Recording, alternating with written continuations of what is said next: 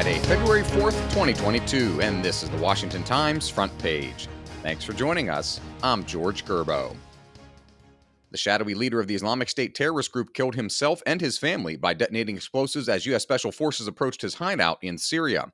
Dave Boyer and Ben Wolfgang report President Biden said the strike against ISIS leader Abu Ibrahim al-Hashimi al-Qurashi in the small town of Etna near the Turkish border would send a message to other terrorist groups that seek to challenge the U.S. and its allies. The administration acknowledged the death of one terrorist leader did not put the threat to bed and that ISIS has managed to regenerate itself after two other leaders were taken out. The most recent was a Trump administration airstrike against Abu Bakr al-Baghdadi, who killed himself in a similar manner during a U.S. raid in 2019. Though Biden dissented as vice president on the raid that killed al-Qaeda leader Osama bin Laden in 2011, the raids played out in similar ways. During both operations, U.S. Special Forces raided a compound in a primarily residential area, relied heavily on local intelligence assets for information on the site, and had to destroy a disabled military helicopter at the end of the mission. For Biden, the death of al-Qurashi is a desperately needed political win and temporarily takes some of Washington's foreign policy focus away from the standoff along the Russia-Ukraine border.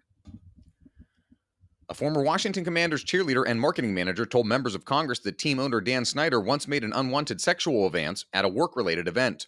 During a roundtable discussion by the House Oversight and Reform Committee, sports reporter Matt Parris reports Tiffany Johnston accused Snyder of touching her inappropriately twice. She said he placed his hand on her thigh underneath a dinner table and later on her back. Johnston said the incident occurred sometime in either 2005 or 2006 at the Ocean Air Seafood Room in Washington. The accusations, which were previously unheard, are the latest developments in a scandal that once seemed to threaten Snyder's standing in the NFL. The only punitive action the league has taken, though, is fining the team $10 million. A league spokesperson said the NFL will review Johnston's accusations as we would any other new allegations regarding workplace misconduct.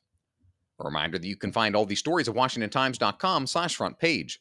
Also, a quick programming note, the front page will be on hiatus next week and be off for the days of February 7th to February 11th.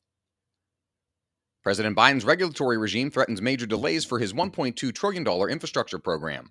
Harris Alec reports Biden has ordered more stringent enforcement of previous rules, which critics say layers bureaucratic burdens on state and local governments, as well as private companies. During his first year in office, the administration proposed more than 3,777 rules and regulations, according to the White House Office of Information and Regulatory Affairs.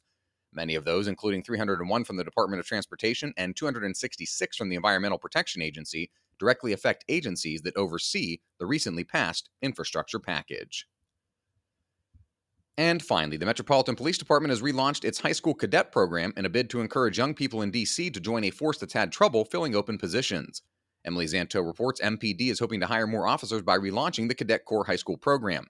It allows local seniors to work part-time as uniformed civilian employees for the police department while finishing their final year of school. The department spokesperson said more than 80 high school students at least 17 years old are in the application process to begin the program this spring.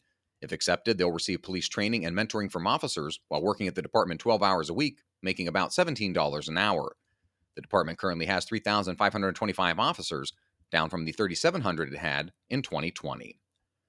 Find all of today's front page stories at WashingtonTimes.com/front page or on the Washington Times app, and find us on your favorite podcast platforms. Just search Washington Times in any major podcast app. You can also follow us on Twitter and Instagram at Wash Times for breaking news, sports, commentary, and more. For the Washington Times, I'm George Gerbo.